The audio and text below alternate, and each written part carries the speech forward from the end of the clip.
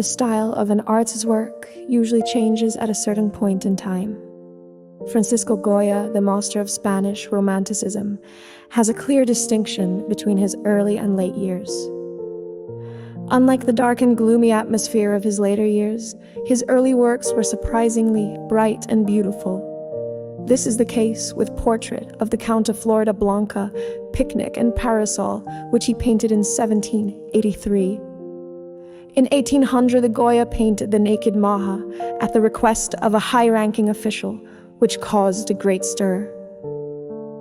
Goya's The Naked Maha was not a nude painting, but rather an erotic naked painting. He, who had been a high-flying court painter, was referred to the Inquisition for this incident and was expelled from the court.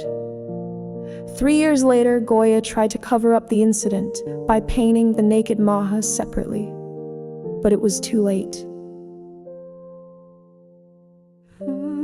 So when in 1992, Goya had a hard time losing his hearing after contracting cholera and suffering a fever. During his illness, Goya was drawn to the liberalism that led to the French Revolution. When the madness of the French Revolution had somewhat cooled down, Napoleon appeared and made all of Europe nervous. Napoleon, who had ascended to the throne, started a war to suppress internal discontent and achieved great success. Napoleon appeared on the Iberian Peninsula in 1808 and took over Spain in one fell swoop. The Spanish people, who had been suffering from the tyranny of Charles IV, secretly welcomed Napoleon's army. However, when Napoleon tried to put his subordinate General Joachim Murat on the throne, the people's favor changed drastically. On May 2, 1808, a large-scale uprising broke out in Madrid, and massacres occurred everywhere as the French army suppressed it with great force. Goya's masterpiece Madrid, Un Tito 1808-5-3, depicts the massacre of civilians by the French army on the hill of Precipio in the early morning of May 3.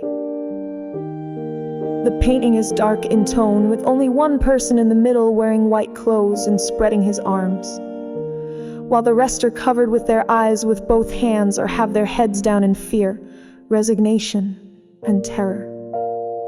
The French army is turning its back and pulling the trigger toward the citizen army. The starless night sky is dark, as if representing the state of mind of the Madrid citizen army, and the cathedral in the background is as desolate as a tomb. Was Francisco Goya, who painted this painting, a patriot who resisted the French army? At that time, Spain had lost its former glory and was considered an underdeveloped country in Europe. Intellectuals were influenced by the French Revolution and longed for liberalism. They were called afrancesado, and Goya was one of them.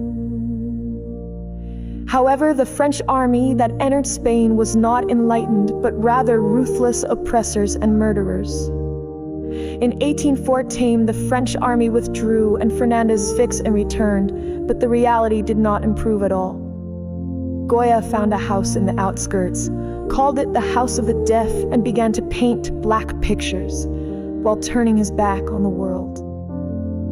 Despite his own struggles, Goya was unable to escape the shackles of afrancesado and went into exile in Bordeaux, a port city in southern France.